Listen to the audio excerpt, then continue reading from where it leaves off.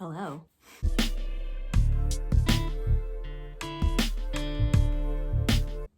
So it has been a minute since I've posted a video on this channel. I thought since I would really like to get back into posting semi-regularly or uploading semi-regularly, I'd just do a quick little check-in and let you guys know kind of what I've been up to and I guess my plans going forward with this channel. I'm sorry if the video and audio are not super great.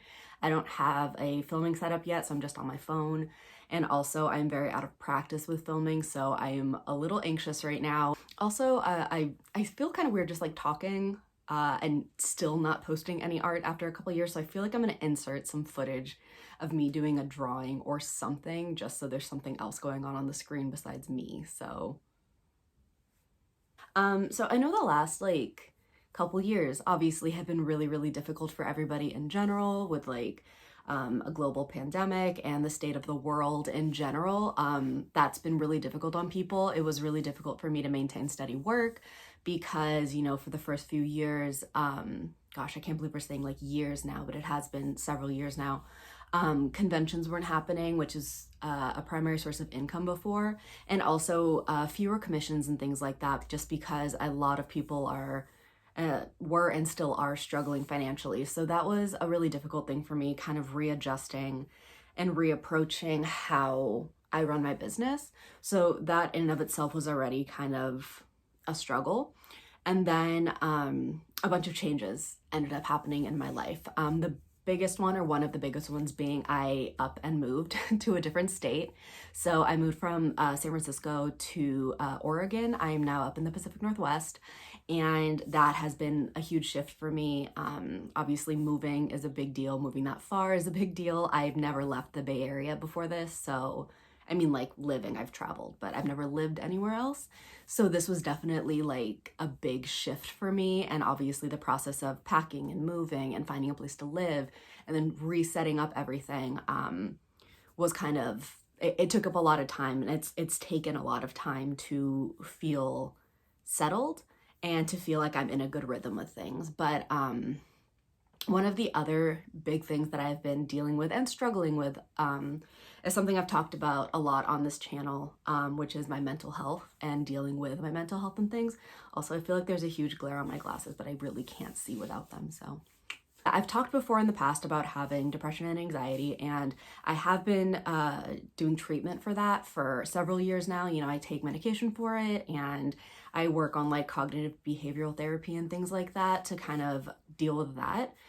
So I thought, because I was seeing improvements with that aspect of my mental health, and because I was moving somewhere where I thought I could really have like a fresh start, I really thought this move was kind of gonna jumpstart me into a better phase of my mental health, because I'm the type of person, like, I've always struggled with focus. I've always struggled with maintaining like long-term projects. I have a really bad tendency of starting on projects and not finishing them, or not being able to focus on one, or just kind of like always feeling a little hectic or a little bit scrambled and stuff like that. And I always assumed it was because I was either living somewhere where I didn't have the best workspace, or because I had too many other things going on, or I was working part-time jobs, or like any reason. There was always an excuse for why I couldn't work as effectively and as efficiently as I wanted. So when I moved here and I got, you know, a great workspace in a nice quiet neighborhood, I'm freelancing full time, I had everything at my disposal to really be doing what I wanted to do. And I realized I still wasn't able to work the way I wanted to. I decided that I needed to talk to a professional about it, because it felt like I just wasn't able to figure out basically what was wrong with me, like why wasn't anything working. And then it wasn't until last year, when I was 30, that I was evaluated for and diagnosed with ADHD, which explains everything. Well, absolutely everything, but it explains a lot about the ways that I work and the ways that I don't work, and also, you know, my hyperfixation on things and my distractions and my inability to focus and all of these things, including things like not being able to maintain a YouTube channel, not being able to maintain a strong social media presence, because I either was overwhelmed by it, or I wasn't interested in it, or it was just another project that got backburnered because I got distracted by something else.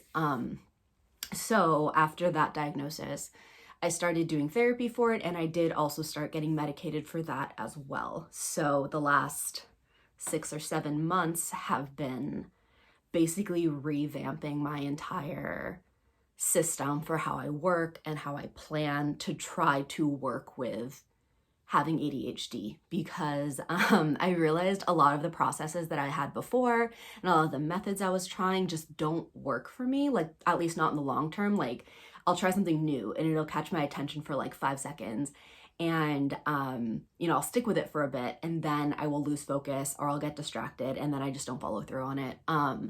So I've had to figure out what works really well for me and actually try to implement it, and I've slowly started to find ways to do that. It's not perfect. I still struggle a lot with it, and I'm also still in the process of like getting to the correct dosage of the medications. So you know, it's not perfect, but I have found that having a very strict schedule and setting strict deadlines and timeframes and things like that does help me actually do things, and then I get the positive brain reinforcement and makes me do more things on time and like do things more efficiently and effectively and all that.